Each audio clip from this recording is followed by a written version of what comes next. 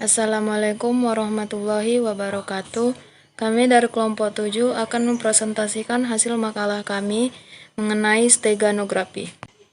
Sebelum itu kami akan memperkenalkan diri terlebih dahulu. Dengan saya sendiri, Nurharyana Siregar. Nama saya Aji Syaputra. Nama saya Ernanda Wijaya. Nah, setelah kami memperkenalkan diri, mari kita lanjut ke pembahasan. Baiklah, pertama kami akan menjelaskan apa itu steganografi. Steganografi adalah sebuah ilmu teknik atau seni menyembunyikan sebuah pesan rahasia dengan suatu cara sehingga pesan tersebut hanya akan diketahui oleh si pengirim dan si penerima pesan rahasia tersebut. Steganografi berasal dari bahasa Yunani, yaitu stegano yang berarti tersembunyi atau menyembunyikan, dan grafi yang berarti tulisan. Jadi, steganografi adalah tulisan atau pesan yang disembunyikan. Sejarah steganografi. Steganografi ini telah digunakan sejak sekitar 2500 tahun yang lalu untuk kepentingan politik, militer, diplomatik, serta untuk kepentingan pribadi. Catatan pertama tentang steganografi ini ditulis oleh seorang sejarawan Yunani, yaitu oleh Herodotus. Herodotus ini mengirim pesan rahasia dengan menggunakan kepala budak atau prajurit sebagai media, dengan cara menuliskan pesan di atas kepala budak yang telah dibotaki, dan ketika rambut budak telah tumbuh, budak tersebut akan diutus untuk membawa pesan rahasia di balik rambutnya. Sedangkan bangsa Romawi menggunakan steganografi ini dengan menggunakan tinta tak tampak untuk menuliskan pesan. Tinta tersebut dibuat dari campuran sari buah, susu, dan cuka. Dan jika tinta digunakan untuk menulis, maka tulisannya tidak tampak. Tulisan di atas kertas dapat dibaca dengan cara memanaskan kertas tersebut.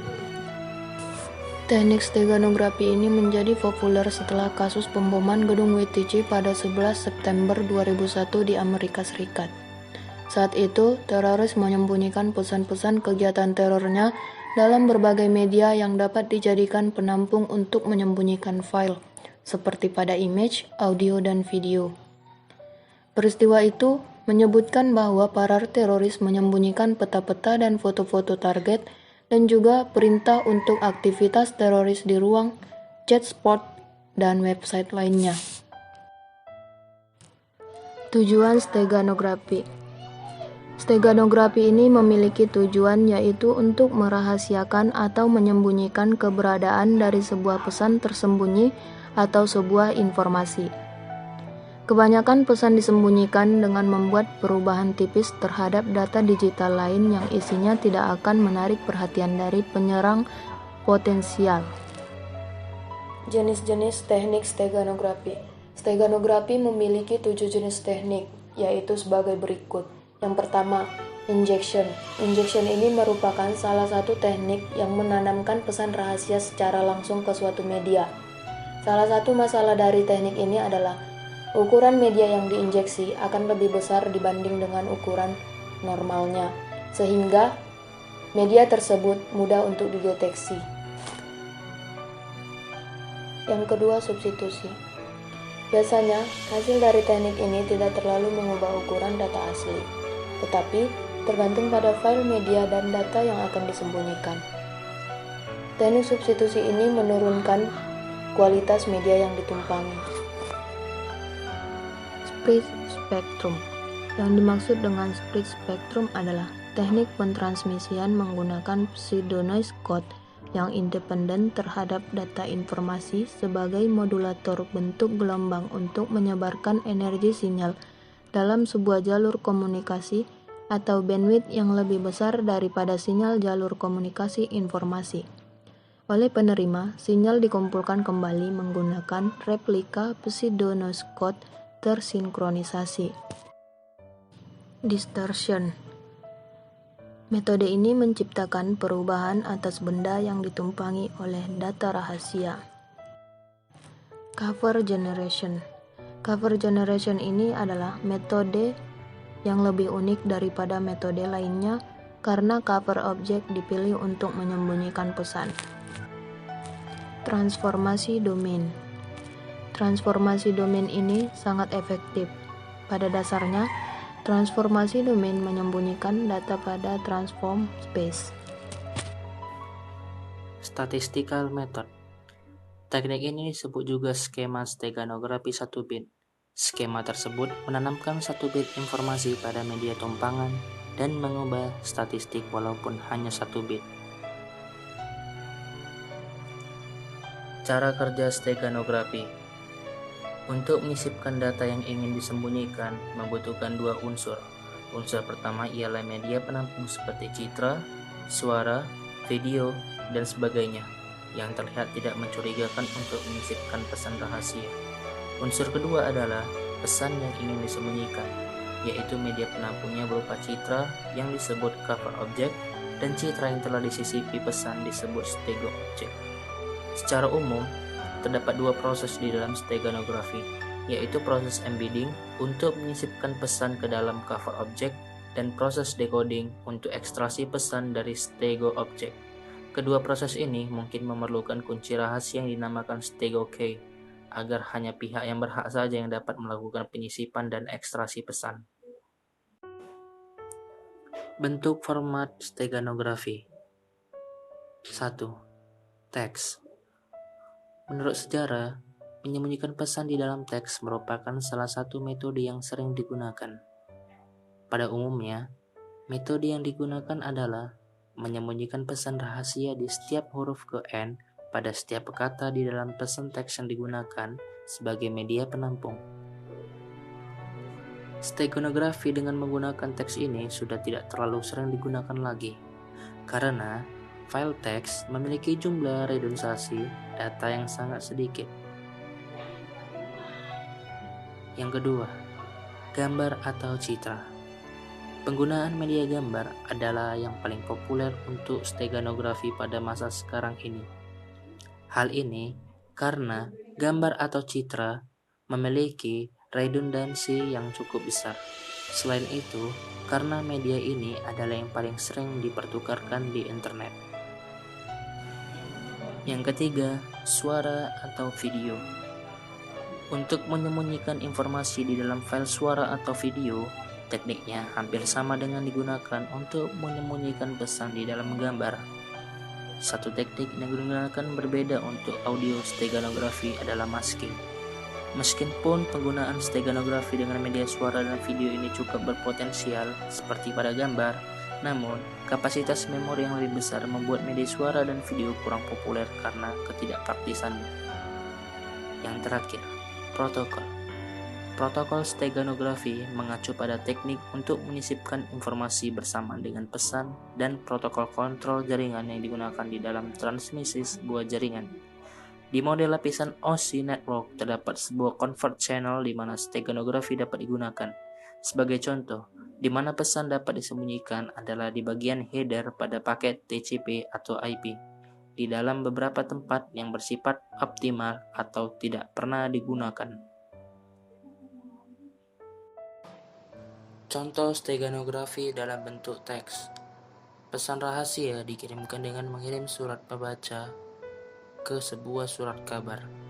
Huruf awal setiap kalimat atau bisa juga setiap kata membentuk pesan yang ingin diberikan.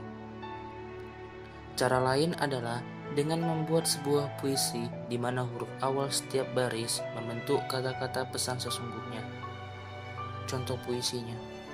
Kulihat wajahnya, lidah pun tak dapat berkata, "Ah, kenapa harus begini?" Hati pun tak tenang, rintihan tak kunjung hilang. Sejujurnya, ku tak sanggup meninggalkanmu. Nah, jika kita membacanya di setiap awal kalimat, maka akan menjadi kuliah hari Senin. Seperti itulah contoh steganografi dalam format teks.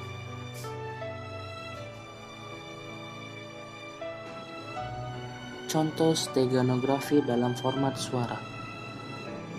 Nah, caranya menyisipkan informasi sudah berapa kali lagu tersebut didengarkan. Setelah sekian kali didengarkan, maka pengguna harus membayar sewa lagu tersebut. Nah, steganografi ini juga muncul dalam aplikasi digital audio, seperti misalnya untuk melindungi lagu dari pembajakan.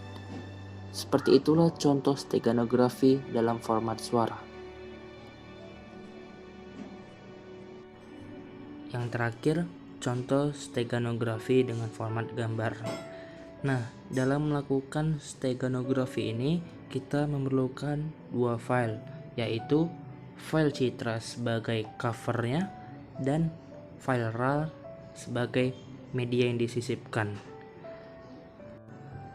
Nah, setelah itu langsung saja buka CMD-nya, lalu masuk ke partisi D, lalu buka folder steganografi atau folder yang akan disteganografikan. Nah, di sini kita memasukkan perintah copy /b, nama citranya di sini citra.jpg tambah file.rar, kemudian hasil.jpg,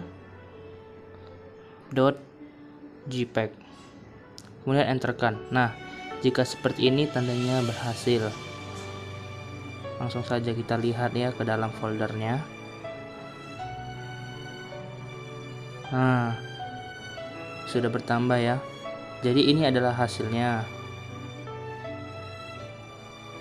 Kemudian untuk memastikannya, kita membukanya lewat WinRAR. Kita menggunakan aplikasi WinRAR. Kemudian kita bisa langsung lihat hasil JPEG tadi. Nah, ini adalah file yang disisipkan tadi. Seperti itu kira-kira. Itu adalah contoh mudah dari steganografi pada format gambar.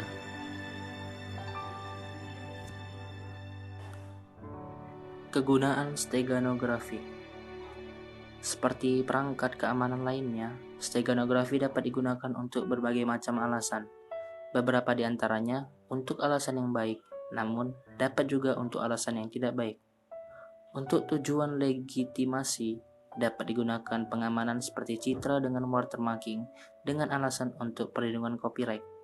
Digital watermark atau yang dikenal juga dengan fingerprinting yang dikhususkan untuk hal yang menyangkut copyright sangat mirip dengan steganografi karena menggunakan metode penyembunyian dalam arsip yang muncul sebagai bagian asli dari arsip tersebut dan tidak mudah dideteksi oleh kebanyakan orang.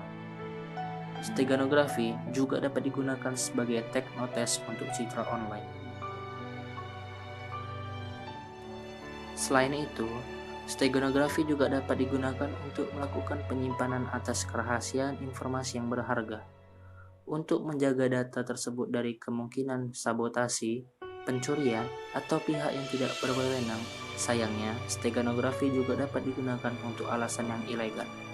Sebagai contoh, jika seseorang telah mencuri data, mereka dapat menyembunyikan arsip curian tersebut ke dalam arsip lain dan mengirimkannya keluar tanpa menimbulkan kecurigaan siapapun, karena tampak seperti email atau arsip normal. Begitu pula dengan masalah terorisme. Steganografi dapat digunakan oleh para teroris untuk menyamarkan komunikasi mereka dari pihak luar. Kriteria dalam steganografi. Penyembunyian data rahasia ke dalam media digital mengubah kualitas media tersebut. Kriteria yang harus diperhatikan dalam penyembunyian data diantaranya adalah fidelity. Mutu citra penampung tidak jauh berubah. Setelah penambahan data rahasia, citra hasil steganografi masih terlihat dengan baik. Pengamat tidak mengetahui kalau di dalam citra tersebut terdapat data rahasia. Kedua yaitu robustness. Data yang disembunyikan harus tahan terhadap manipulasi yang dilakukan pada citra penampung, seperti pengubahan kontras, penajaman, penempatan, penambahan noise, perbesaran gambar, pemotongan, cropping, enkripsi, dan sebagainya. Bila pada citra dilakukan operasi pengolahan citra, maka data yang disembunyikan tidak rusak. Ketiga yaitu recovery. Data yang disembunyikan harus dapat diungkapkan kembali, karena tujuan steganografi adalah data hiding, maka sewaktu-waktu data rahasia di dalam citra penampung harus dapat diambil kembali untuk digunakan lebih lanjut. Aspek dalam steganografi. Sebuah steganografi memiliki 3 aspek yang dapat menentukan berhasil tidaknya atau baik tidaknya sebuah steganografi dalam melakukan pekerjaannya, yaitu kapasitas atau capacity. Kapasitas merujuk pada jumlah informasi yang bisa disembunyikan dalam medium cover. Keamanan adalah ketidakmampuan pengamat untuk mendeteksi pesan tersembunyi, dan ketahanan adalah jumlah modifikasi medium stego yang bisa bertahan sebelum musuh merusak pesan rahasia yang tersembunyi tersebut. Kedua yaitu keamanan atau security. Keamanan dari sistem steganografi klasik mewujudkan kerahasiaan sistem encodingnya. Teori informasi memungkinkan kita untuk lebih spesifik pada apa yang dimaksudkan dengan suatu sistem yang benar-benar aman. Ketiga yaitu recovery. Data yang disembunyikan harus dapat diungkapkan kembali, karena tujuan steganografi adalah data hiding, maka sewaktu-waktu data rahasia di dalam citra penampung harus dapat diambil kembali untuk digunakan lebih lanjut. Metode steganografi. Berikut adalah beberapa metode dalam steganografi yang terdiri dari Least Significant Bit atau LSB. Metode yang digunakan untuk menyembunyikan pesan pada media digital tersebut berbeda-beda. Contohnya, pada berkas image, pesan dapat disembunyikan dengan menggunakan cara menyisipkannya pada bit rendah atau bit yang di paling kanan atau LSB pada data pixel yang menyusun file tersebut. Pada berkas bitmap 24 bit, setiap pixel atau titik pada gambar yang tersebut terdiri dari susunan 3 warna merah, hijau, dan biru, yang masing-masing disusun oleh bilangan 8 bit dari 0 sampai 255 atau dengan format binner 00000000 sampai 11111. Dengan demikian, pada setiap pixel berkas bitmap 24 bit kita dapat menyisipkan 3 bit data. Algoritma dan transformation adalah metode steganografi dengan menyembunyikan data dalam fungsi matematika. Dua fungsi tersebut adalah Discrete Gaussian Transformation atau DCT dan Wavelet Transformation. Fungsi DCT dan Wavelet yaitu mentransformasi data dari satu tempat atau domain ke tempat yang lain. Fungsi DCT yaitu mentransformasi data dari tempat spatial atau spatial domain ke tempat frekuensi atau frequency domain. Selanjutnya itu Redundant Pattern Encoding adalah menggambar pesan kecil pada kebanyakan gambar. Keuntungan dari metode ini adalah dapat bertahan dari cropping atau kegagalan. Kerugiannya yaitu tidak dapat menggambar pesan yang lebih besar. Yang terakhir yaitu Spread Spectrum Method. Spread Spectrum Steganografi terpencar-pencar sebagai pesan yang diacak atau encrypt melalui gambar atau tidak seperti dalam LSB untuk membaca suatu pesan. Penerima memerlukan algoritma yaitu Crypto Key dan Stego Key. Metode ini juga masih mudah diserang yaitu penghancuran atau pengrusakan dari kompresi dan proses image atau gambar. Jadi, kesimpulan secara garis besar, steganografi adalah cara yang menarik dan efektif dalam menyembunyikan pesan rahasia dan telah digunakan selama berabad-abad. Metode-metode untuk memperlihatkan pesan yang disembunyikan disebut steganalisis. Sudah cukup banyak, tetapi yang sulit adalah menyadari digunakannya steganografi itu dan kunci yang diperlukan untuk membuka pesan yang ada. Teknologi yang digunakan sederhana, tetapi pelacakannya cukup sulit karena steganografi masih digunakan untuk menjaga keamanan suatu sistem informasi dan cukup banyak diterapkan dalam banyak hal sampai sekarang dan sering digunakan untuk menyimpan informasi yang penting. Sekian presentasi dari kami. Apabila ada kesalahan kata maupun perbuatan yang tidak disengaja, mohon dimaafkan. Baiklah, kami akhiri. Wabillahi taufik wal hidayah. Wassalamualaikum warahmatullahi wabarakatuh. Terima kasih semuanya bagi para pendengar.